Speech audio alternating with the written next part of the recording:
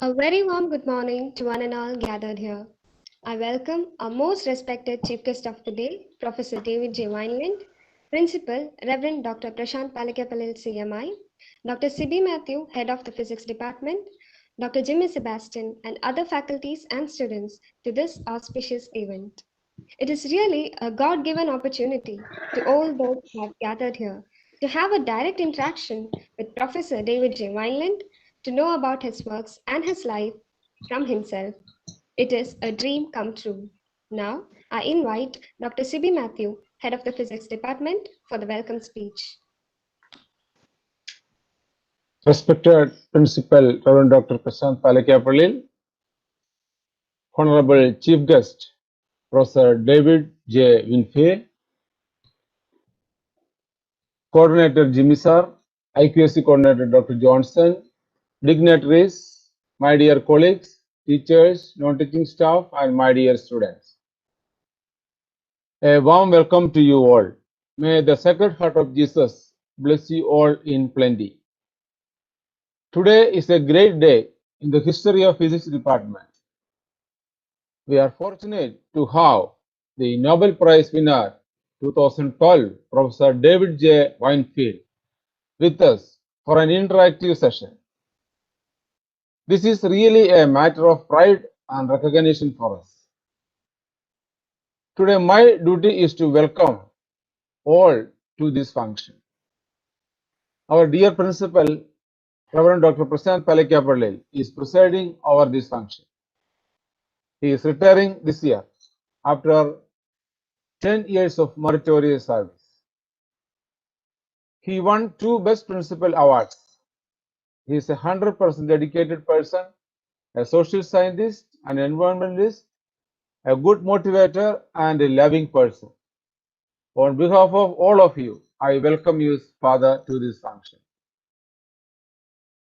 You might have heard of atomic clocks, the laser cooling of ions, and quantum computers. Today, our chief guest is Professor David J. Winfield, who has initiated the work in these technologies and awarded Nobel Prize in 2012.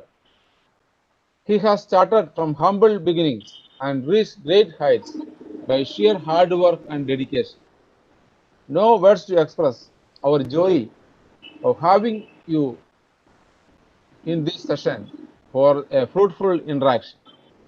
On behalf of the whole Sacred Heart College fraternity and Physics Department, I wholeheartedly welcome you, sir, to this function. Dr. Jimmy is a key person and coordinator of this program, without which this program would not have been possible. From the starting point, from the planning side itself, he was there to have this a fruitful session. I welcome Dr. Jimmy to this function. Dr. Johnson is the IQAC coordinator who is motivating us always to organize such unique programs. I welcome you, sir, to this function.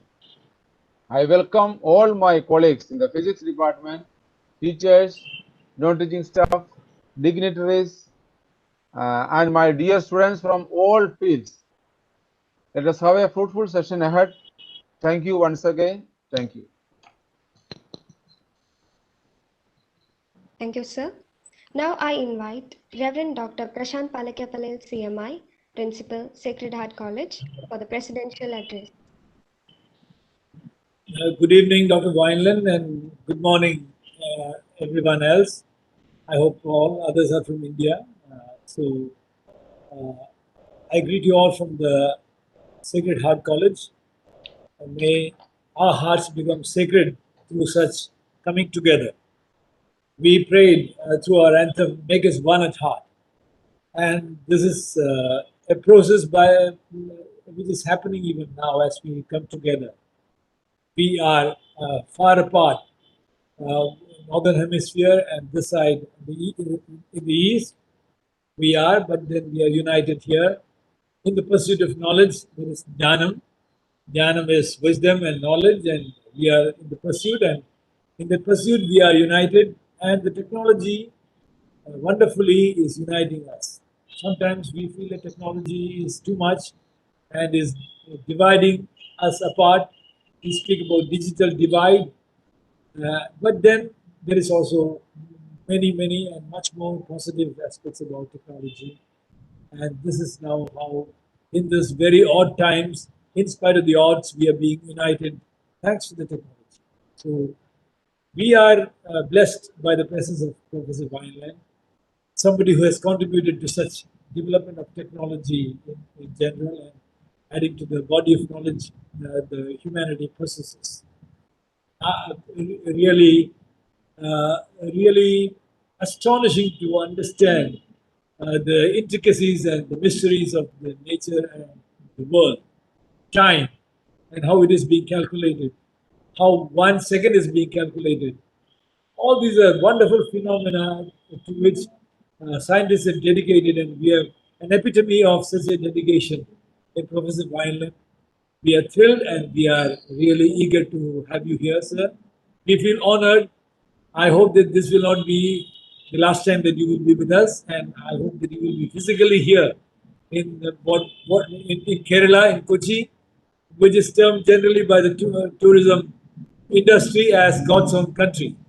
So I hope that the time will not be far away when you will be physically amidst us and we will be able to take you around our small green patch on this planet, and we will be blessed by your physical presence as well. We thank you from the bottom of our heart for having spared time for this and giving this opportunity for the youngsters to understand your own life experiences. Thank you, and a most hearty welcome from my own part as well. I recognize with great gratitude the effort gone into this by the physics department as a team, led by our department head, Dr. C.B. Matthew, and very especially by Dr. Jimmy, thanks to whose contact with the professor we could organize this program today.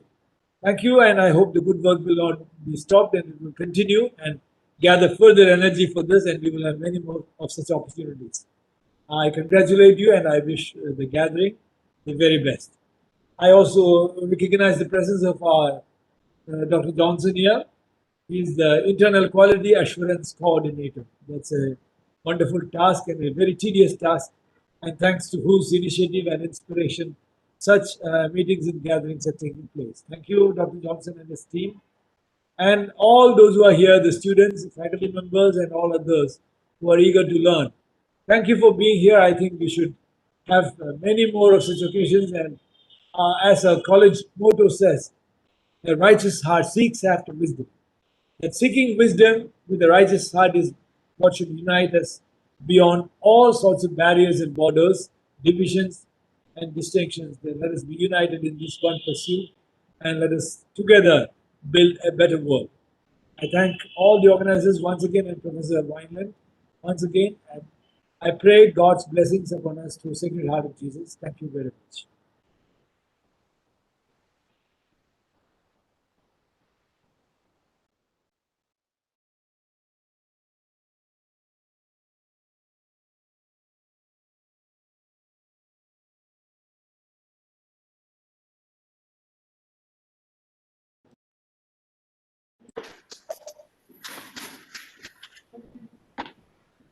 What happened?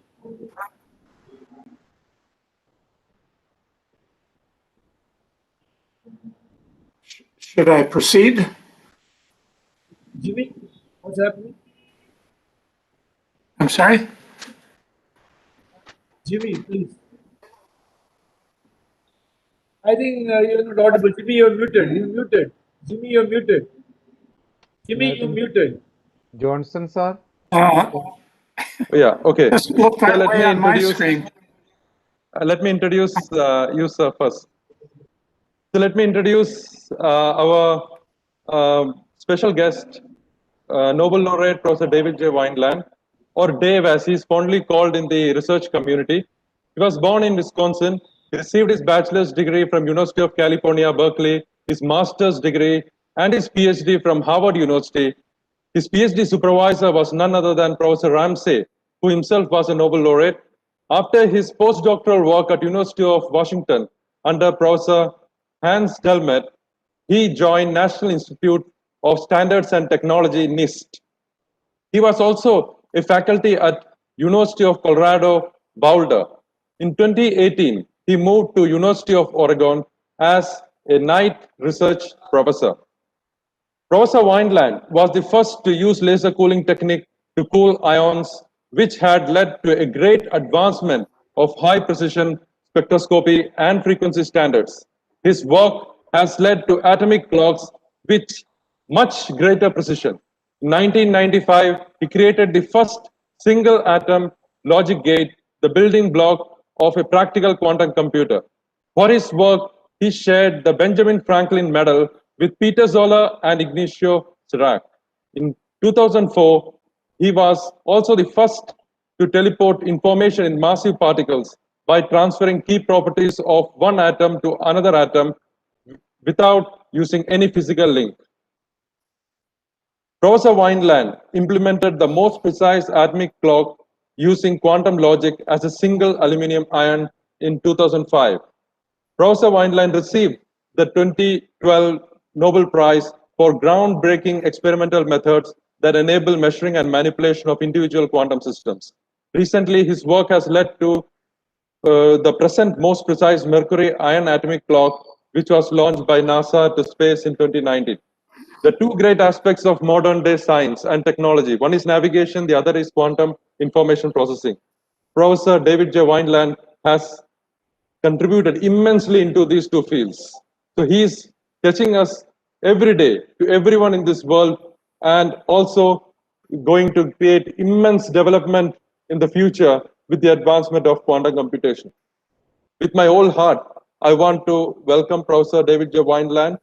And on the lighter aspect, if I tell you, when I saw David J. Wineland for the first time, I felt as if I am seeing those Hollywood actors from the 1970s cowboy movies. So with the good mustache and a great physique, he was really a very, handsome, not only handsome, but also a very down-to-earth person.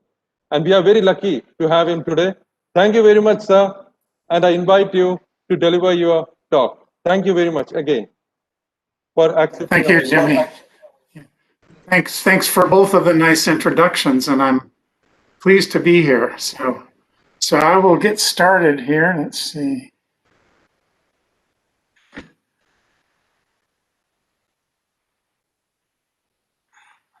Thank you, sir.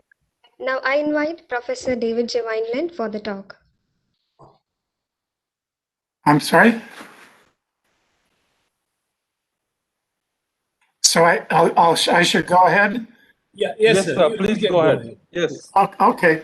So anyway, so just to summarize briefly what I'll talk about is just, first of all, why do we want precise clocks? And I'll give a little bit of atomic clock basics. And if I do it right, it's just not very complicated. But in any case, the first atomic clock started at microwave frequencies, and nowadays the better clocks use optical frequencies, and I'll say a little bit about that.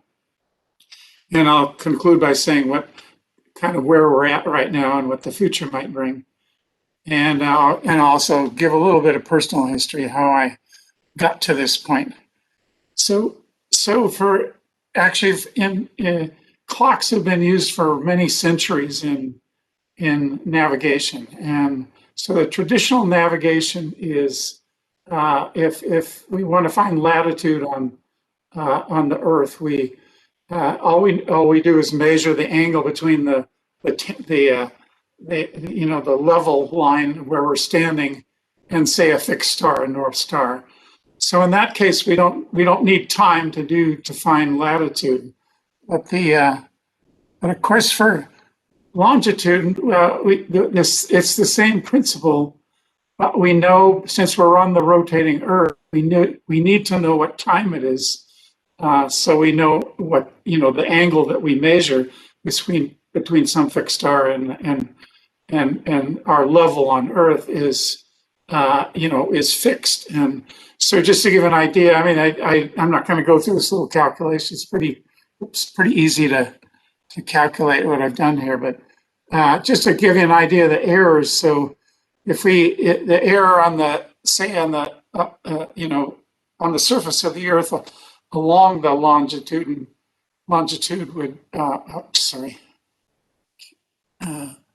is given by a simple formula there. And if we plug in the numbers relevant for the Earth, if we can do timing to about 1 second, and that gives an imprecision in this delta D, this distance measure of about, half a kilometer. And that's pretty, pretty important for sailors out in the ocean when they can't see very well. So we want to do at least that well. And anyway, so today, of course, though, the modern navigation uses satellites, and the idea there is actually also fairly simple. To find the distance, our distance from, say, a satellite that's in, surrounding the Earth, basically, if we agree on some protocol, and it's more complicated than one I'll say here, but a simple protocol is that we have our clock synchronized, and we agree that the satellite will emit a pulse of radiation on every second tick. And then of course, the distance to us is given by speed of light times the delay time. And to give an idea of the errors there, if we can achieve timing to about about a nanosecond, that gives an imprecision of about 30 centimeters. And this is roughly where the best satellite systems are right today. So anyway, so an imprecision of, say, 1 nanosecond over 1 day is about 1 part in 10 to the 14. And this is also if we have a clock that's ticking at a certain rate, we want it to be precise to that same level, a part in 10 to the 14 over 1 day.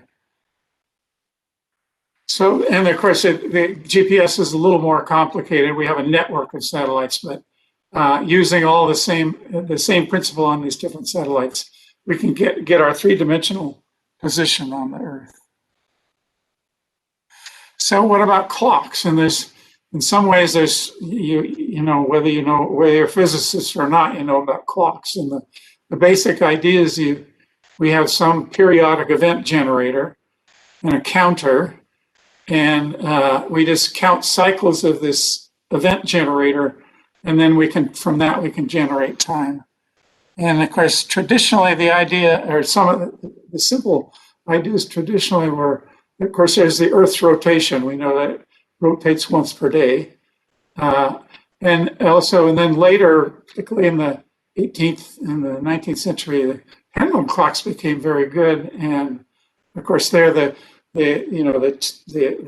pendulum rate may be 1 cycle per second or once every 2 seconds, something like that. But basically, this is the periodic event, and we just count cycles of these events to generate time.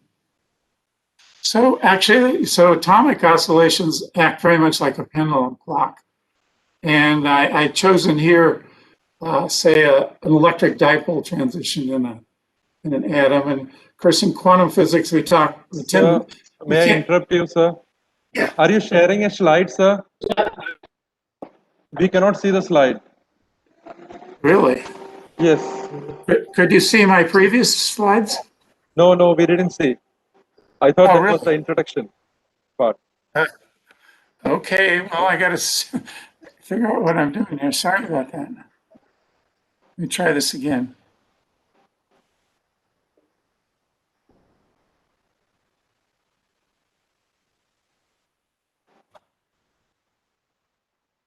Great, sir. Now I can see. Okay, good. I should have said something. I thought I'd hit share earlier, but anyway. Okay, so this is a picture of our atom oscillator now, and the idea here is very much the same. I'm choosing a special case of an electric dipole transition, and in this case, we can think of the classical picture of an electron orbiting around the nucleus as our event generator. But in quantum mechanics, of course, we have to deal with wave functions and so on. So actually, we can't think about a well-localized electron. We think about a wave function, and which tends to be delocalized. But anyway, for an electric dipole transition, the electron wave function oscillates back and forth, and of course it's smeared out over space. But, so actually, we can when it's doing these oscillations, we can pick up the radiation from this generated by. I'm getting a lot of noise. Can you hear it, or can you hear me? Yes, yes, sir. Okay. I can hear you. I was just picking up a lot of noise. Maybe you can make the Anyway. slides full screen mode. Oh yeah, sorry. Yeah, sorry about that. Great. So anyway, Great, sir. Now it's working. Okay, now we're on track. So anyway, that in this case of the electric dipole transition, we can the dipole will radiate, and we can pick up that radiation and then count cycles of the radiation to get the reference frequency, which is basically the energy difference between the two levels divided by Planck's constant. Oh my. Getting a message on here. Sorry about that. I apologize. I'm getting goofed up here. So anyway, that we can pick up this radiation and then cut cycles of the radiation to generate time.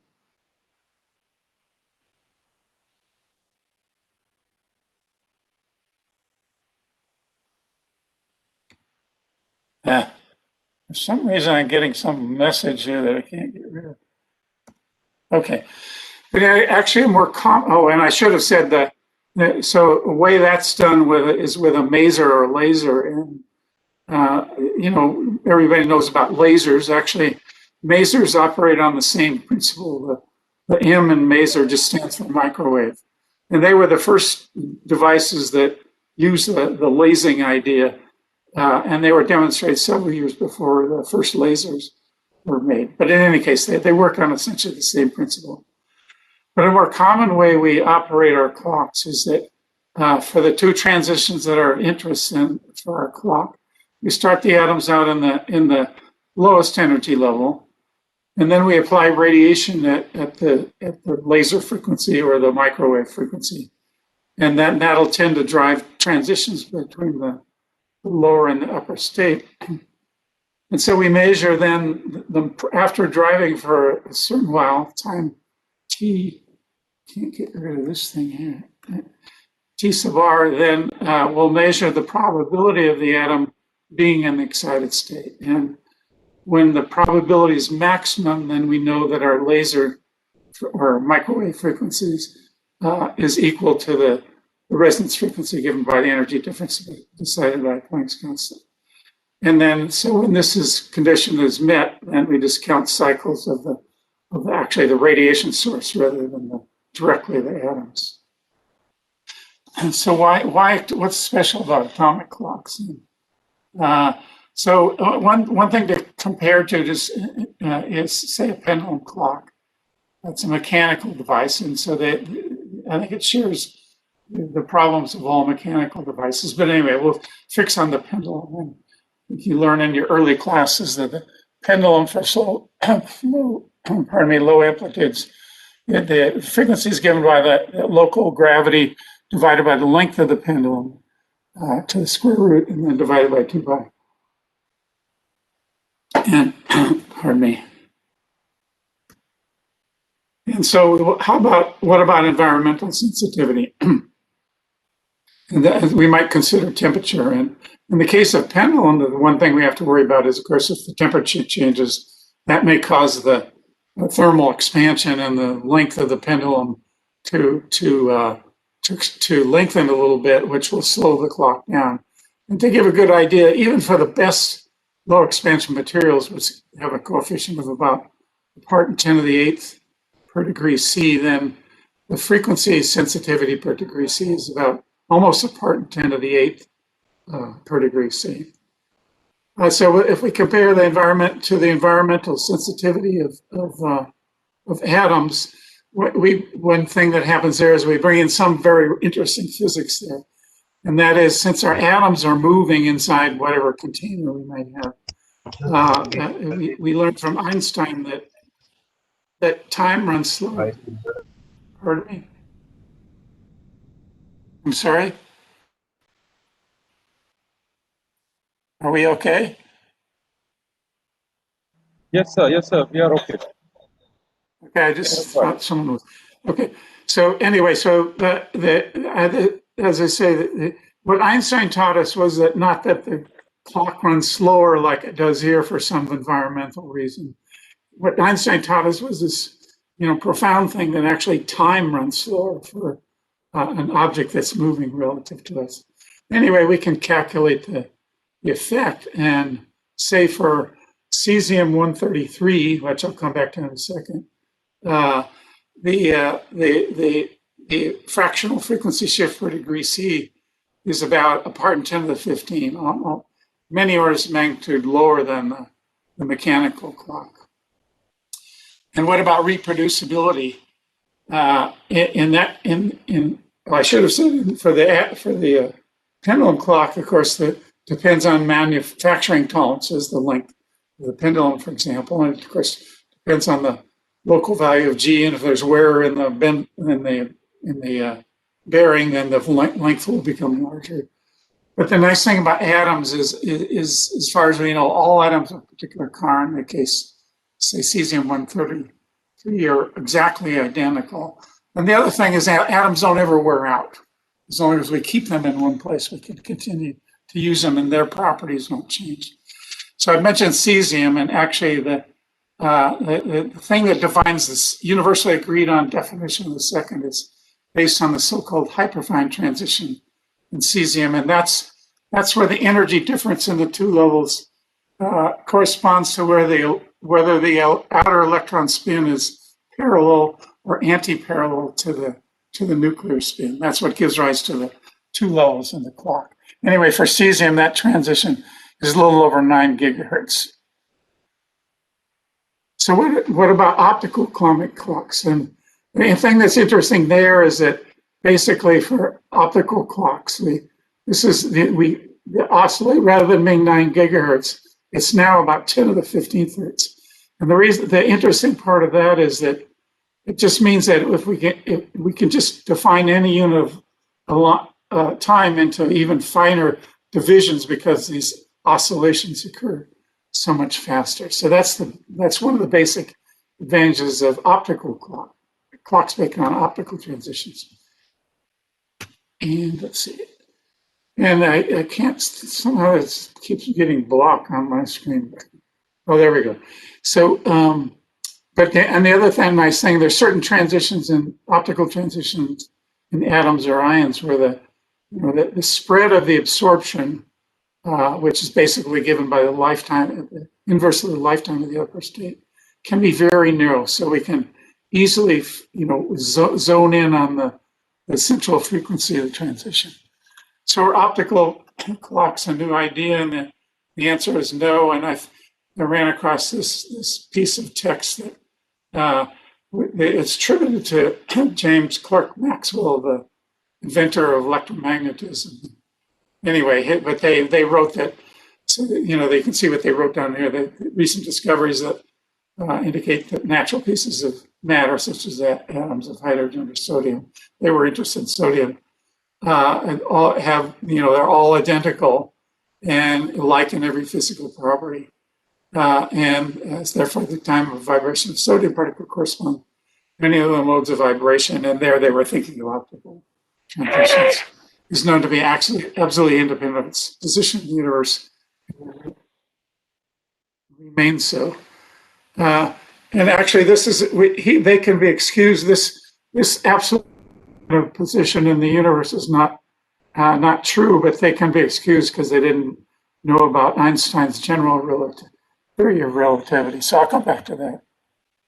So for our atomic ions, we use devices which I basically, so a very simple version where it's composed of this central ring electrode, we say, and then we say 2 end cap electrodes. And the idea is we can pardon me, apply a combination of oscillating and static electric potentials to these electrodes to confine the atom. So in our case, we at NIST, we started out working on mercury 199's atoms, and this particular transition, I show the atomic level notation here, but we can label them 1 and 2 as before. And my colleague, Jim Berquist, who was my colleague for many years at NIST, anyway, he led this particular project, but we worked together on it for about 40 years. And anyway, I'll say a little bit about this. So this transition here is in the near ultraviolet, about 282 nanometers. And how do we detect? I said if we radiate, we somehow need to detect changes in the levels. And the way we do it in our ions, almost in all cases, is we'll have some other transition. In the case of mercury, it's an allowed electric dipole transition. And the nice thing about this transition is the lifetime of the P lobe is very short. So when we apply this radiation, we can scatter a lot of photons in a very short time, hundreds of thousands in a second.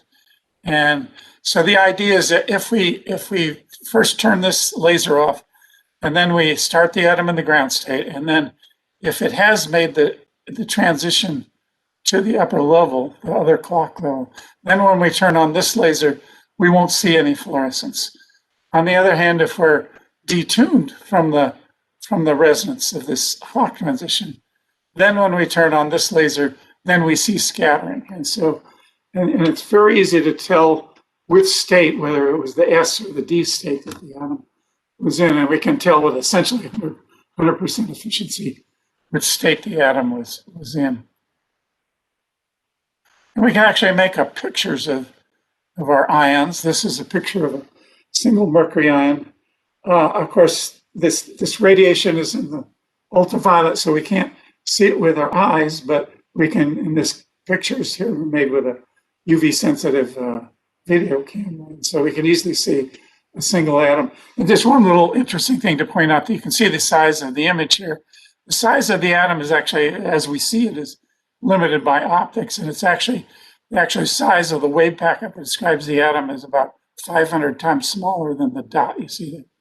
In any case, that we can't see mercury ions with our eyes, but some people are working with barium ions, and they actually, for this transition, the corresponding this transition here, is in the blue, and so you can actually see it one with your eye.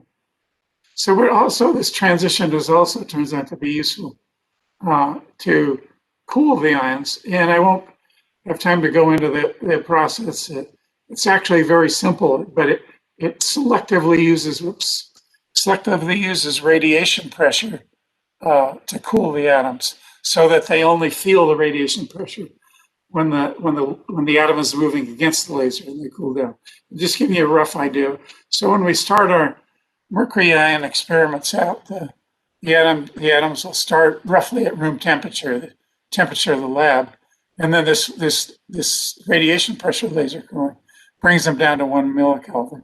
And the reason that's interesting is that we can then suppress this time dilation shift to a very high degree.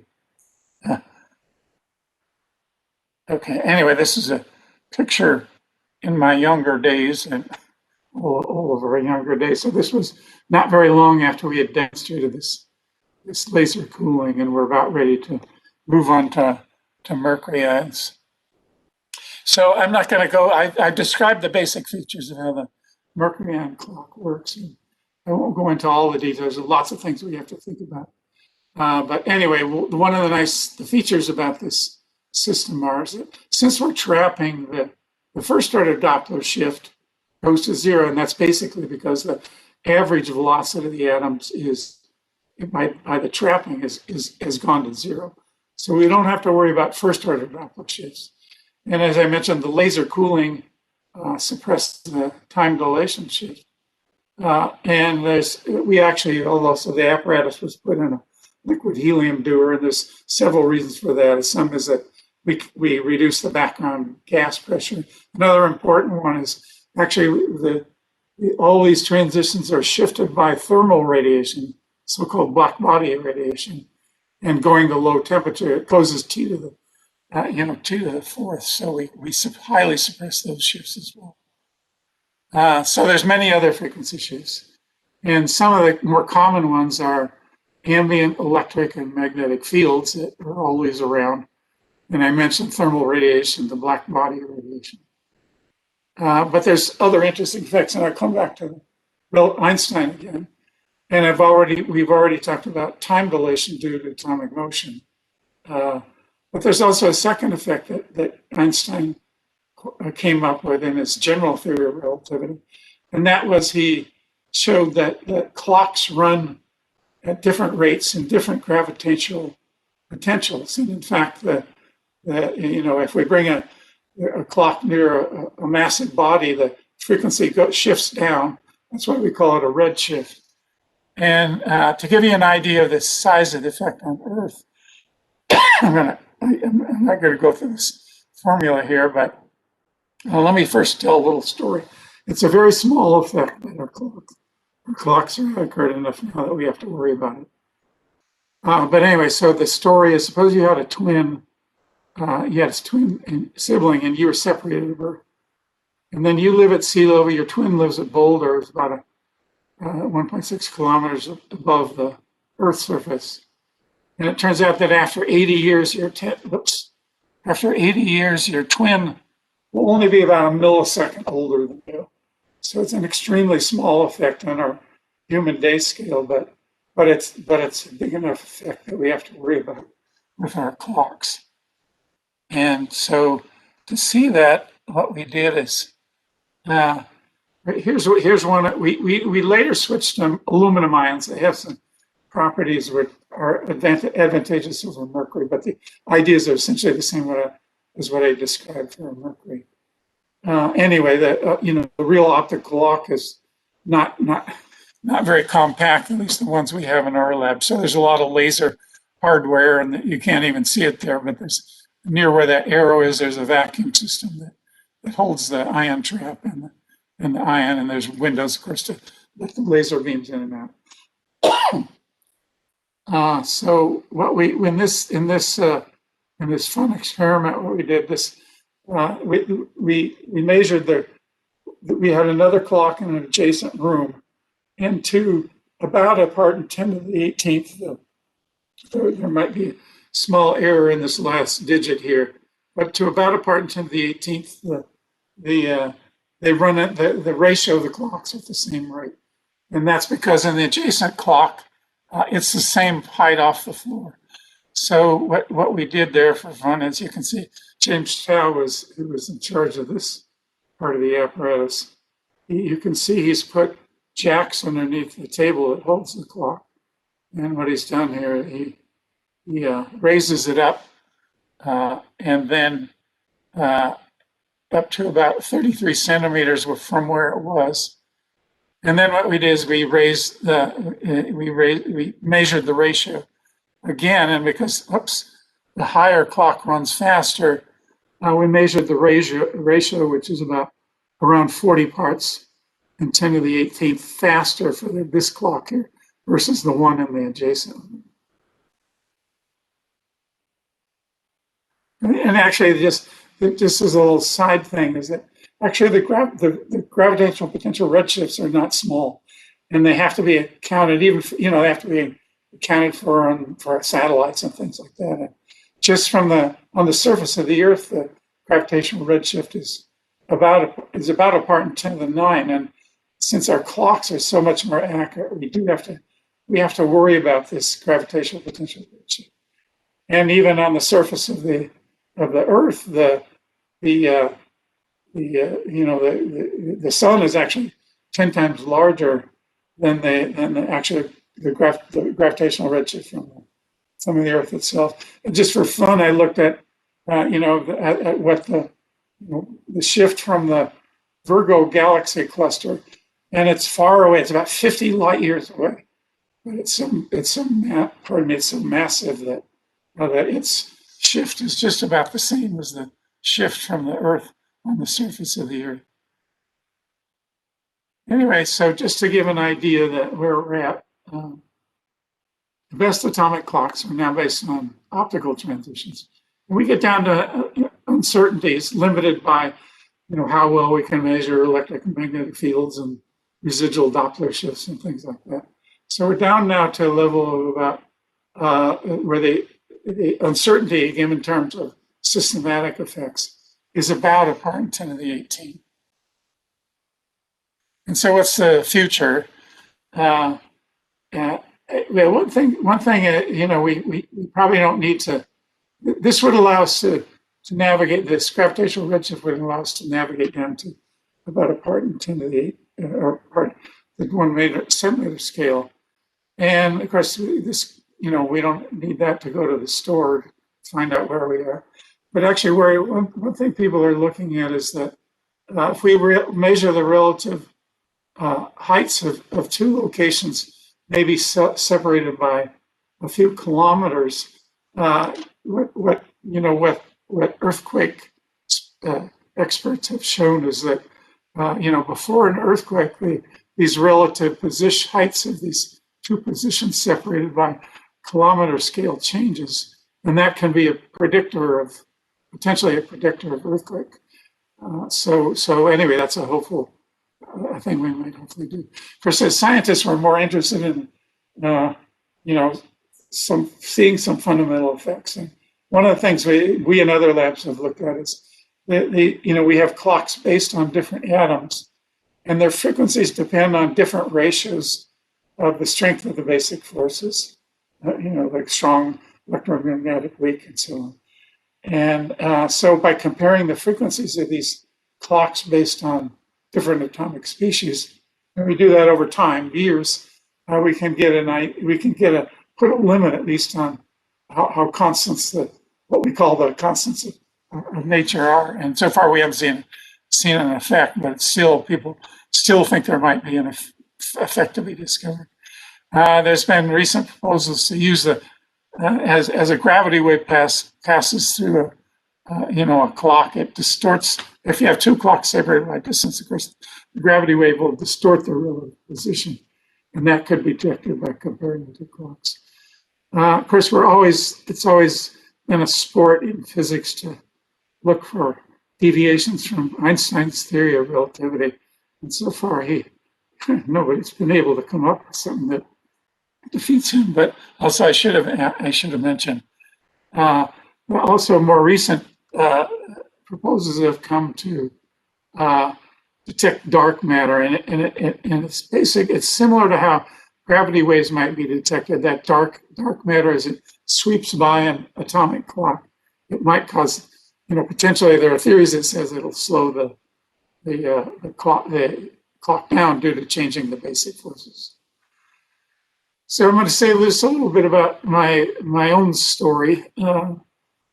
So my parents were, they were born in the early 1900s, and they lived through the Great Depression in the United States. And so they were very lucky because they had jobs. And so, they were never really in trouble, but they realized the importance of getting an education. So they emphasized to both myself and my sister. We wanted to get good grades to be able to go to college and get a good job. And it turned out, I liked school anyway, so that was pretty easy. And actually, my father encouraged, when I was very little, he would play simple math games with me. And so that got me interested in mathematics. And then later, when I was in high school, I took my first physics class and got interested in physics.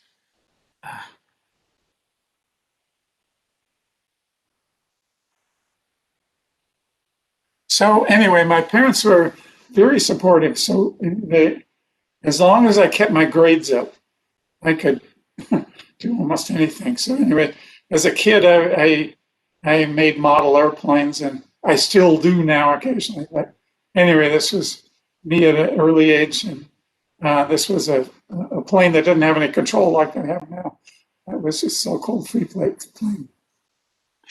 And I was also with my friends as I got older. I was real interested in cars and motorcycles. So in fact, I got my first car when I was 14, and I couldn't drive till I was 16. But my dad, brought the car home, and so I was able. This was a 1932 Chevrolet, and I was able to tear it apart and fix it and build it back up. And so anyway, I was at an early age. I was playing with such mechanical things. And actually, this continued on in high school. My friends and I would work on cars together, and so we were modifying a car that one of my car friends had, and actually, this is not so much different than working in a lab. So here we were, we were working. In this case, about 4 of us were working on this car together. Actually, this is very much like like you work in a physics lab. You're working together. Usually, at least in experiments, the experiments are complicated enough that it's best to have several people working. So this experience was not really a waste of time, because it certainly taught me how to work in a team. So let me just a little bit about my education. So after high school, I went to the University of California, but my first 2 years, I went to the University of California at Davis. And Davis is a town which is pretty close to where I grew up. That was Sacramento, California. So it was close, and that gave me some comfort. But anyway, so I went there the first 2 years, but Davis was, had been primarily an agricultural school, and it still was pretty much when I was there. So in the last 2 years, I moved to Berkeley, and of course, Berkeley was the physics school for University of California. And it turned out it was easy to do. All I had to do was sign a piece of paper, and I could go down to work in Berkeley. And this is the campus in Berkeley. And then I went to graduate school at Harvard University. I think someone mentioned that my thesis advisor was Norman Ramsey, who was very famous in atomic and molecular beams, and probably one of the most famous atomic physicists of the 20th century. And anyway, he also won a Nobel Prize. And then I did my postdoctoral research at University of Washington. I've already mentioned Hans Demolt. And Hans Demolt and the other person I mentioned for the invention of the traps, Wolfgang Paul, they shared the prize in 1989. So I've neglected to say, it sounds like, I was, I and maybe 1 or 2 other people were the only person that did this work. But, we had by the time when I left in Boulder, we had a group of almost 30 people, and this shows most of the group at that time. And of course, the real credit goes to all the people here that were actually doing the work in the lab. So it was a great experience to work with all these people. And of course, I have to, I need to, we have sponsorship from NIST at that time, but we also needed to get outside sponsorship. And these are 2 of the agencies that funded us for this. So, oops. And I had one more part of a view graph there.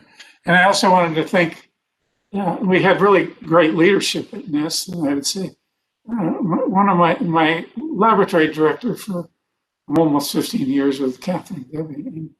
And she had this great philosophy, and basically she said, well, that her philosophy was find good people and give them money and don't bother. So it was really great. And basically, we could determine we couldn't do crazy things, but we could determine our course of action. And later, her position was taken over by Carl Williams. Carl Williams is still the lab director there, and I still keep contact with him. And so with that, I thank you for listening, and I'll be happy to try to answer any of your questions.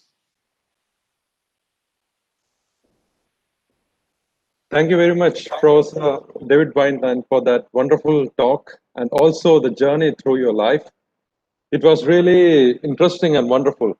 Before we proceed to the questions, I would like to showcase a drawing that was made by one of the students, a drawing of you, a caricature of you.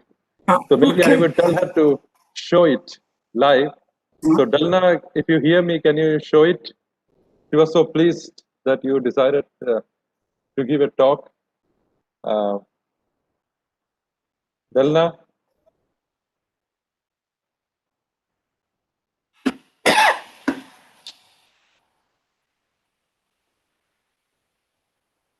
Dalna, can you hear me? Yes, sir. Yeah, Hello? can you show your painting, drawing? Yes, sir.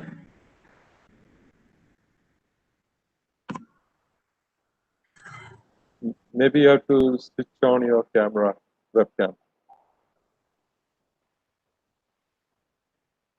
Do I need to do anything on this end, Jimmy? Or? Yes, yes, sir. No, it's perfectly fine. Okay. Oh, okay. Maybe you can the slide. Maybe you can unshare the slides, sir. Sir, Okay, I'll I'm try unable that. to switch on my video. Yeah, just show the video. That's good enough. So I need to unshare? No, yeah, I mean, that would be nice if it's unshared. Okay, let's see. How do I? Okay. Okay. Delna, the camera is not on. I cannot see. Okay, It's Delna. unable to switch on my Yeah, video. I will forward Not it to working. Professor David J. Wineland. Don't worry. So then we will continue with the question session. So if there are questions, you may ask now, maybe one at a time. One person unmutes the mic and asks, or you might even type it in the chat box and I will read it out. Good morning, sir. Pardon me, morning. Yeah, sir, this is Kaushik. Actually, I'm pursuing my BTech from NIT Calicut. Sir, actually, I had a lot of interest to actually prove myself and get into research and physics and all. Unfortunately, I'm pursuing my BTech in biotechnology, but I can correlate with yourself, sir. After you told that you actually done your university starting 2 years in agricultural field, and then you jumped down to the advanced physics. So I can just correlate you with with yourself, and I can just feel that physics, like we can do our best research in physics too. We are not in that. And my main question is, what is your main motto like behind your work, sir? Like in 2012 you got the Nobel Prize for your work on you have used lasers and you have reduced the temperature to barely 0 Kelvin. So what was your main motto for that, sir? Like what was your, like how did you think like I should do in this, like I should Okay, try on Kaushik. this? Kaushik, I think Professor David J. Wineland has got your question. The motto behind Yes, sir. the cooling of ions. Well, I explained one of the main motivations was, of course, to suppress the time dilation shifts in the clock. But actually, when we did our first experiments in 1976, it was on magnesium ions. But I mean, what was exciting was just to be able to do it. So I think ours was the first experiment that could cool down to cryogenic temperatures with this radiation pressure cooling. So just to be able to do it was as much as a thrill as how it might be applied for clocks. Yes, sir. Like, sir, but how did you Great. get So to it? maybe we move to the next question, please.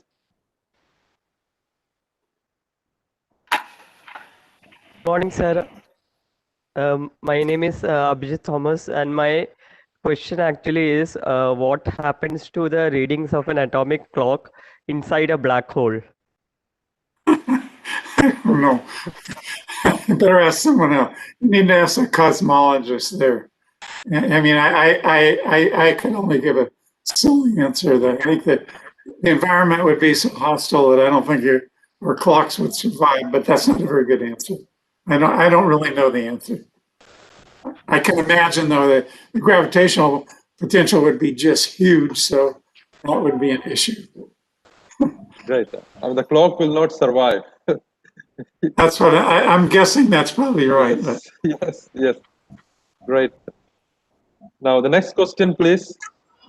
Sir, I am Govindram. I'm a student of ISER Thiruvananthapuram, and my doubt was regarding a thing you said in the lecture in your slides, that two twins, the two twins thingy which you said. Now, will time dilation still happen if those two twins were in a different place, like in the same condition but different temperatures, like very drastic change in the temperature? Will time dilation still happen?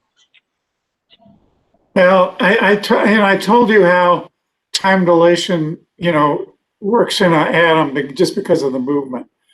But, on two humans, different temperatures would probably have quite a bit different effects, particularly if they're extreme temperatures. So, but I think that's a different physical effect. I don't think time dilation plays much of an effect with human subjects, but there's too many other factors involved.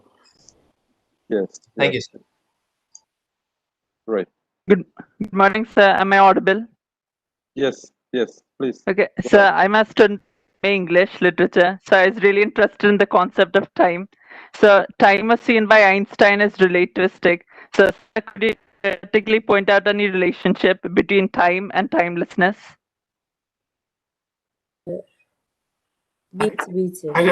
Was there a question there? I didn't understand. Could you theoretically point out the relationship between time and timelessness? Well, I don't know. No, I think the question is not well formatted. Maybe we take this question later on. Let's ask another question, please.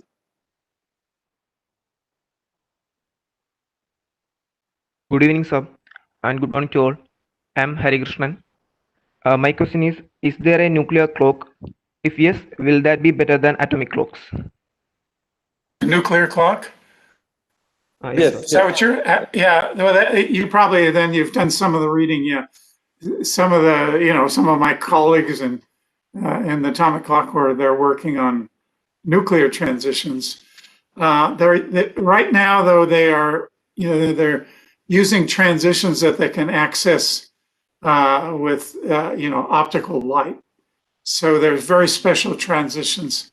I mean, it's thorium 129 is an example where there's a transition at about 150 nanometers that people are looking at hard, and that, as you've probably read maybe in the researching you've done, is that one of the advantages of a nuclear transition is that the outer electrons around an atom that has a nuclear transition, the outer electrons protect the nuclear transition, they shield it.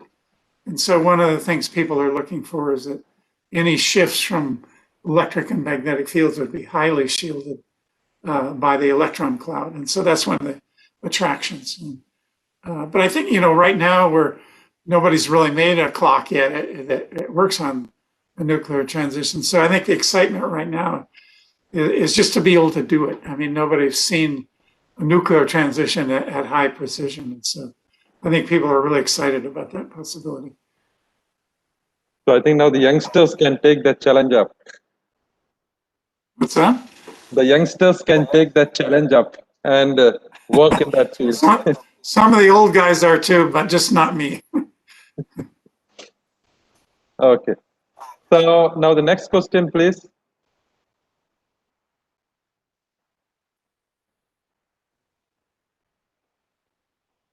Good evening, sir. Are we limited only by black body radiation shift for betterment of clocks? Well, I mean, that's just one effect. I listed a couple of the others. We have to worry about electric and magnetic fields. One form of electric fields I also mentioned was the black body radiation that, any thermal radiation, so-called black body radiation, can also shift the frequency of the clocks. And that's why, for example, in our mercury experiment, we put the mercury ion trap inside of a liquid helium bath. So there's a number of potential things we have to worry about. There's other more subtle effects. For example, if we, in mercury, its electron cloud is a quadrupole, and so if we have electric fields that are electric quadrupoles, that can shift the transition. So I think we know the generic effects that we have to worry about rather, but there's a number of things we have to worry about. And I mentioned the laser cooling. We still, even our best clocks, there's some residual effects that due to the fact we haven't done completely good cooling, and so we have to calibrate the residual temperature very precisely. So there's just a bunch of things that, we have a big long list of things we have to go through to check. Great. There is another question from, maybe, is there any other question? Can you please ask now?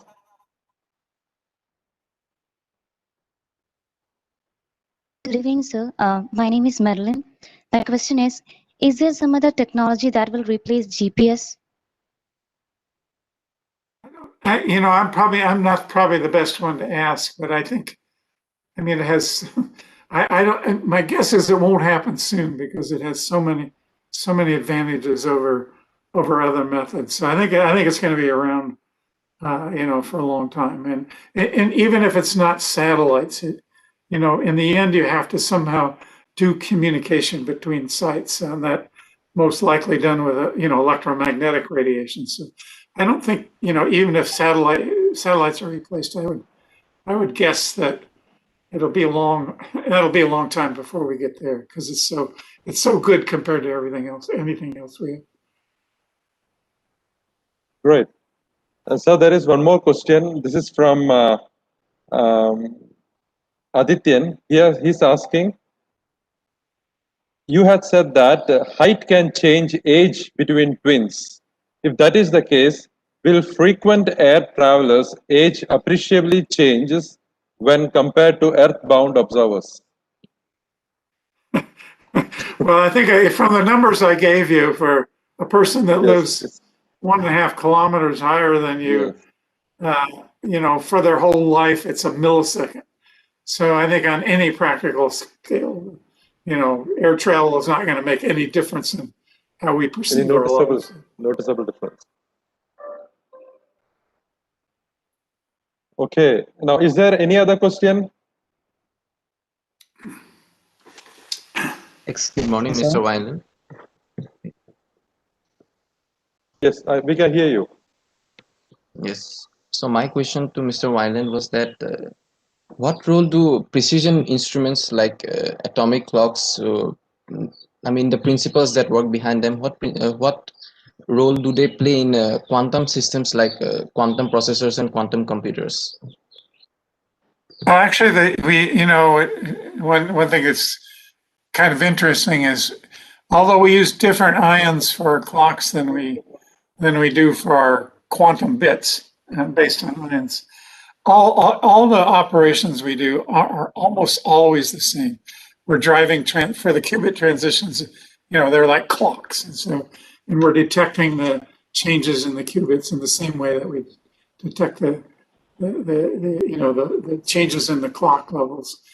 And in fact, if you walked into any one of our labs, you can, just looking at the apparatus set up with all the laser beams and so on, you can't tell which lab you're in. All the techniques are very much the same. That was one of the nice things for us because, when the first big wave of interest in quantum computing came along in 1995, and two of our theory colleagues, Ignatius Rock and Peter Zoller from Innsbruck, they read about, or they heard some talks about how Shor's factoring algorithm would work, And they know, and one of their strengths is they know how experiments could work. So literally in a few weeks, they came up with a scheme of how we could do quantum computing with ions. And so what was nice for us is they sent us a preprint of their paper, and we had been doing some things that are very close to trying to make quantum bits. So within about a month or so, we could actually demonstrate the key parts of their scheme. Okay, great. Is there any other question?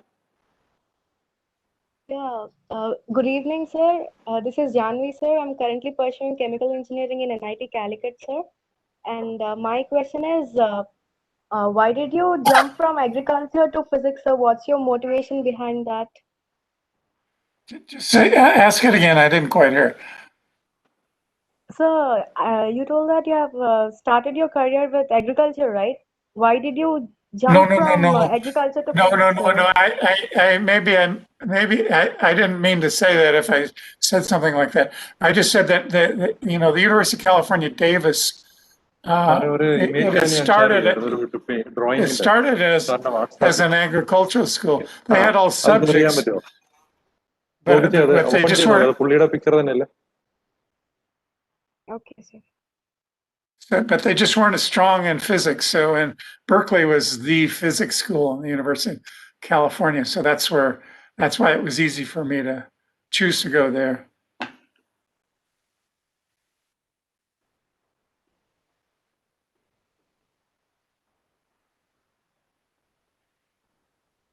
Sorry for that.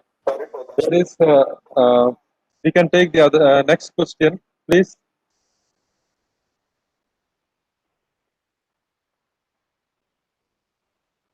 Hello, sir. There is a question from Yash Upase, who asks, why did you switch from aluminum ions to mercury ions? Oh, it has to do with a few subtle things. I mentioned that the mercury ion, its electronic outer electronic cloud has a quadrupole moment, and if we have any fields of higher than second order dependence on position, that will shift the frequency. And aluminum ion doesn't have those problems. The other thing also is that aluminum has a much longer lifetime, so we can get much narrower line widths and then higher precision on the when we stabilize a laser to the transitions. So it was nothing real fundamental. It just had some practical advantages that made aluminum a bit nicer.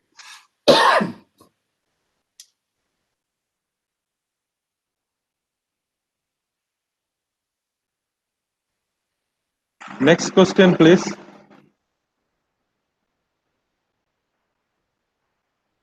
Hello, sir. I am Heloise Manuel. Since defense funding is there in the research for atomic clocks, will that research be used for destructive purpose? I didn't quite hear the first part of that question. Just say it again. Okay. Since defense funding is there in the research for atomic clocks, will that research be used for destructive purpose? For other purposes, I mean, I'm not sure what you have in mind. I mean, first of all, I should say some of the agencies that have funded us are defense agencies, but in all the research we did, we never did, any secret or classified research, and it was all, they gave us free rein on just doing basic physics. So I would say, those different agencies were funding different projects, but they all benefited each other, I would say. Great. Any more questions?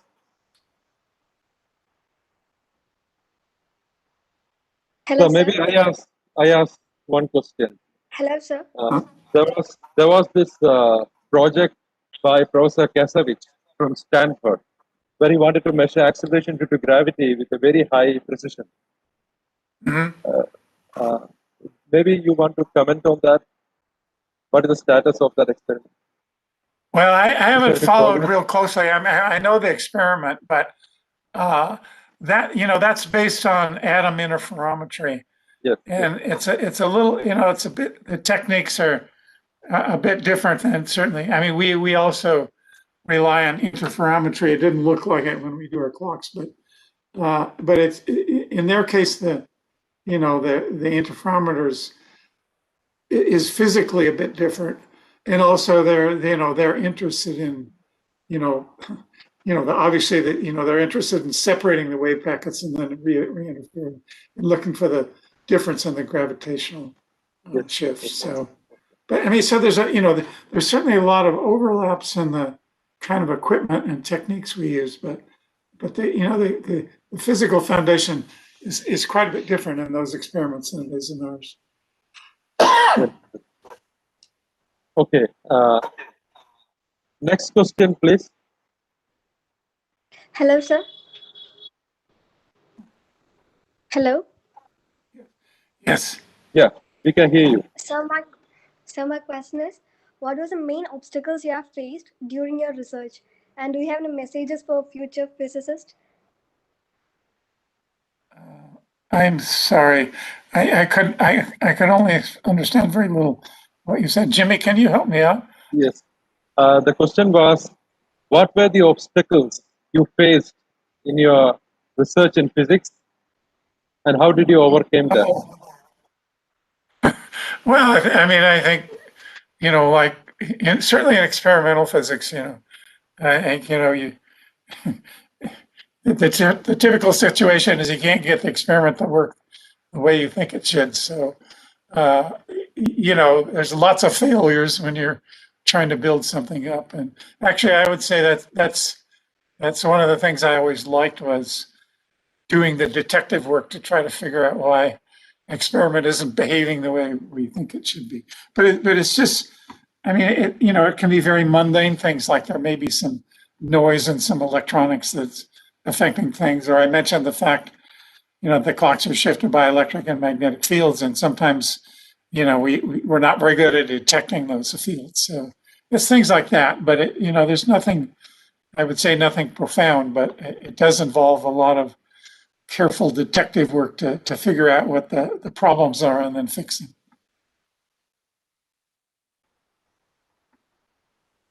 So one more question. This is regarding the synchronization of clocks, which is very, very important, and a lot of research is going on. Now, has there been a realized synchronization using entanglement?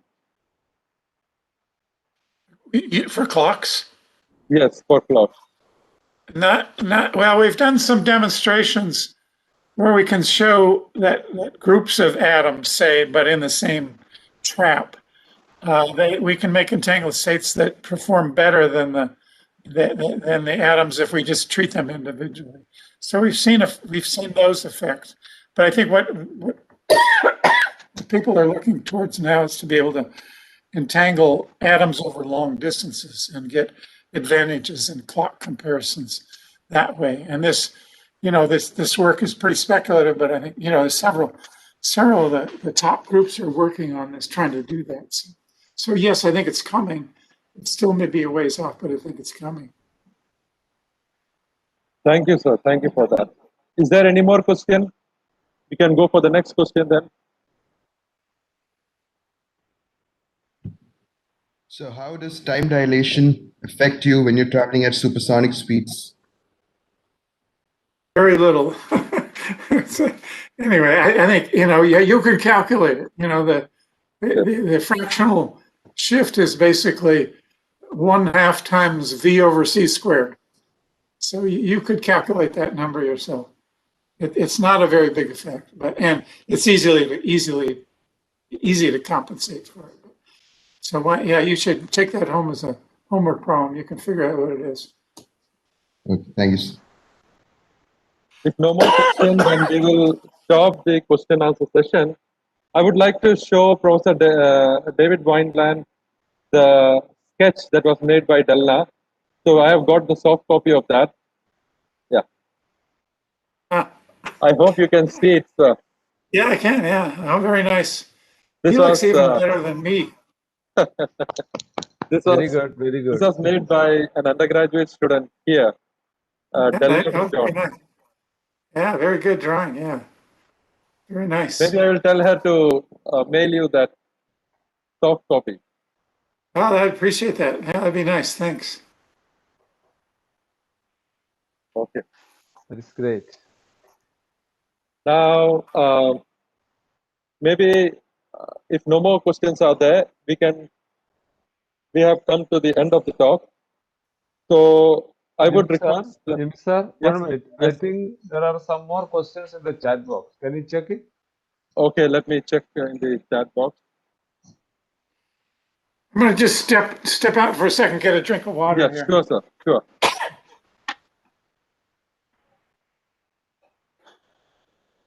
I think some of the questions are trivial, so I will not read them out right now.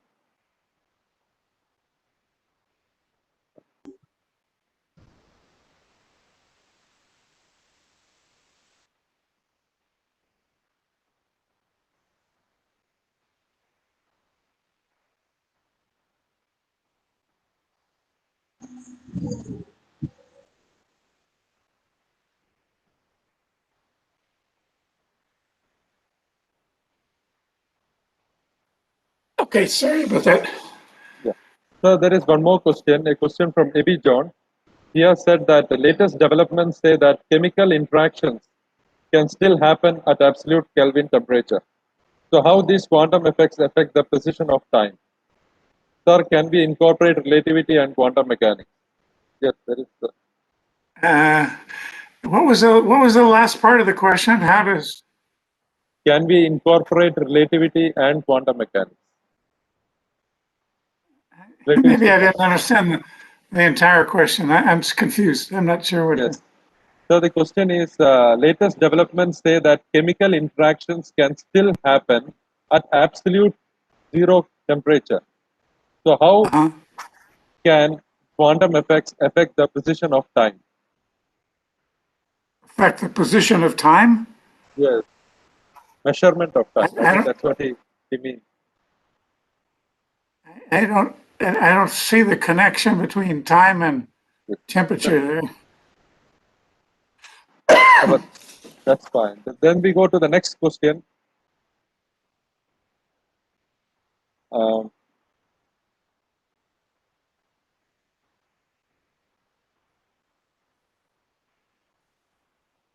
yeah, I think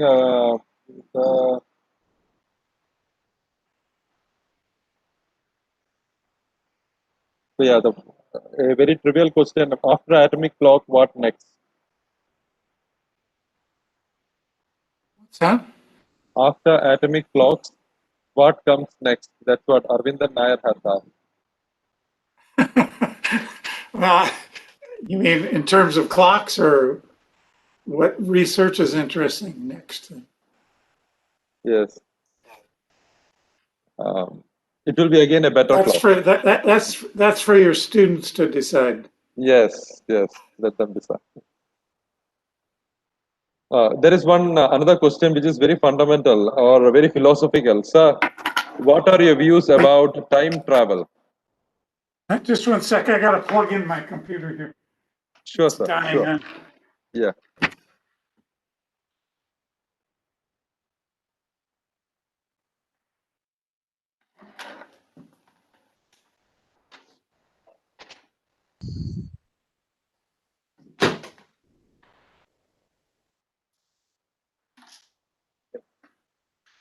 Okay, sorry about that. I'm back now. So there is this question. What are your views about time travel? Yeah, that's totally out of my league. You have to ask cosmologists about that. I only have very vague ideas, and I'm sure what I would say would be with high probability wrong. So I better not try to answer anything. Okay, sir. I think with that, we have come to the end of the talk. Let me invite Dr. Ann Rose for the vote of thanks. Thank you, sir, for the opportunity. Good morning, everybody. Now we have come to the concluding ceremony of JNANAM 2021. It's my pleasure to mark the end of such a beautiful gathering with a vote of thanks. It's a prestigious moment for the Hashian family and the physics department to have successfully hosted the first Nobel talk by Professor Dave J. Wineland, Nobel Prize winner of the year 2012. Today's webinar was full of knowledge and interesting concepts on funding science, clouds, and relativity. It gave us deep insights into the field of quantum mechanics, quantum optics, and also revealed interesting facts on atomic clocks. The talk was not only informative, but also motivating and inspiring that I'm sure that many of the youngsters will take up a research career in the field of relativity and atomic clocks. Your readiness and humbleness to interact with such a group of curious students was really adorable. On behalf of the CMI group of institutions, faculty and students, we offer you a bouquet of red roses with gratitude for enlightening us with your research experience and your real life story. Thank you, Professor. Heartiest thanks to our vibrant and passionate principal, Reverend Father Prashant Palakapalli, the soul and blood of the Hashian family, who is your efficient motivator and guiding force, for all energy and encouragement rendered for the conduct of this event. We have been fortunate enough to get the support and guidance of our captain, the head of our department, Professor Dr. C.B. Matthews. Thank you, sir, for your evergreen support, which has made this function a memorable one for all of us. We sincerely thank the support and coordination of the Internal Quality Assurance Cell IQAC Coordinator, Dr. K.M. Johnson, sir.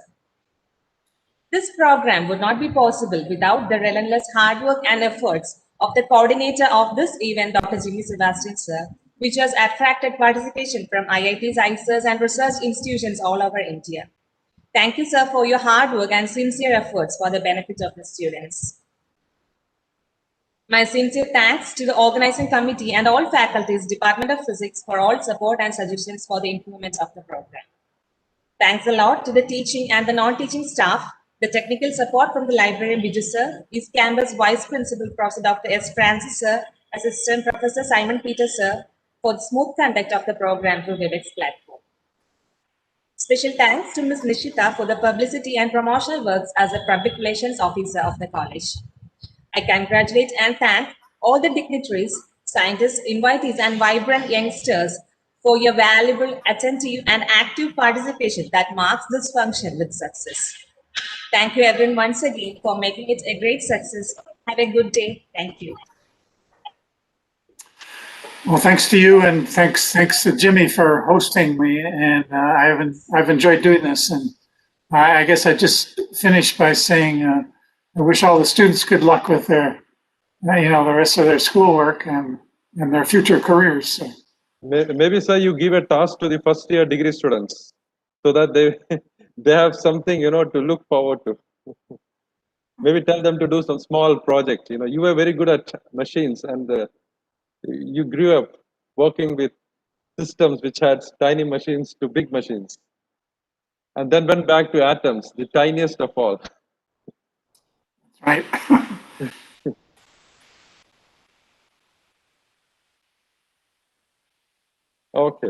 Okay, sir.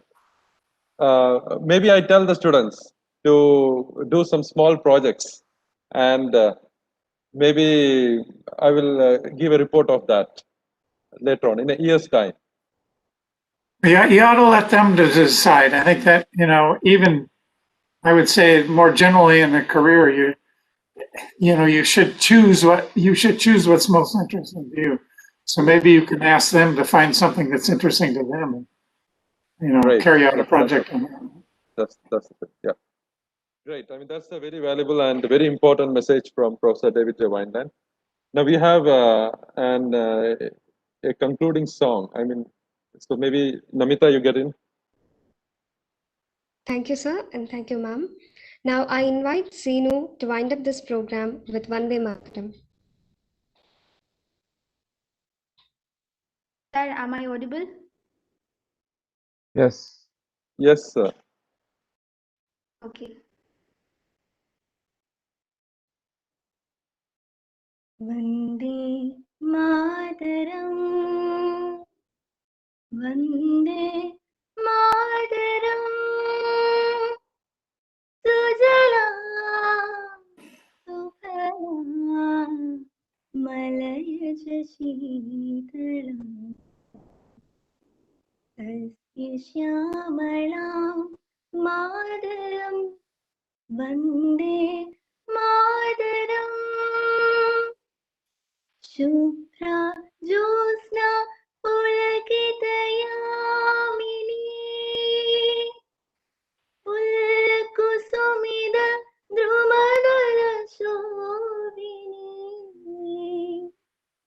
Suhasini सुमधुरभाषिणी सुखदा वरदा मातरं Vande Mataram Vande Mataram. Thank you all. So thank you very much for Thank coming, and you. we would really like, we will invite you to physically be present at Sacred Heart College sometime in the future. Okay, It's well, a I'd very look forward to beautiful it. Thanks. part of the world. So I will, yeah, we will see the possibilities, sir. Thank you very much again, sir. Thank you for your valuable Thank time, you. very valuable time. My Thank you. pleasure. Thank you. Thank you. Bye.